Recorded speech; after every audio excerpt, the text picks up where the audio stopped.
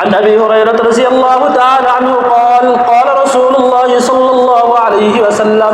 لا تدخلون الجنة حتى تؤمنوا ولا تؤمنوا حتى تحابوا أولا أدلكم على شيء إذا فعلتموه تحاببتم أفشوا السلام بينكم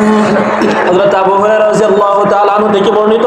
আল্লাহর নবী রাসূল আরবি সাল্লাল্লাহু আলাইহি ওয়াসাল্লাম বলেন লা তাদখুলুনাল জান্নাতা হাত্তা তুমিনু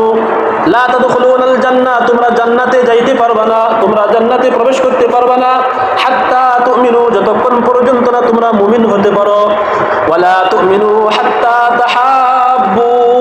আর ততক্ষণ পর্যন্ত তোমরা মুমিনও হতে পারবে না হাত্তা তাহাব্বু যতক্ষণ পর্যন্ত তোমরা একে অন্যকে ভালো না বাসবে এরপর আল্লাহ রাসূল বলেন আওয়ালা আদুল্লুকুম আলা শাইইন ইযা ফাআলতুমু তাহাবাবতুম আমি কি তোমাদেরকে এমন একটা আমলের কথা বলবো না যে আমলটা করলে পরে তোমরা একে অন্যের প্রতি ভালোবাসা তৈরি হবে আফশুস সালাম বাইনাকুম তোমরা একে অন্যকে বেশি বেশি করে সালাম দাও সালাম দেওয়া মানে আরেকজনের জন্য দোয়া করা এখন এই সালাম যত বেশি হবে সমাজে হিংসা বিদ্বেষ মারামারি কাটাকাটি তত বেশি বন্ধ হবে সালামের প্রসার প্রচলন যত বেশি করবে সমাজের শান্তি শৃঙ্খলা তত বেশি বজায় থাকবে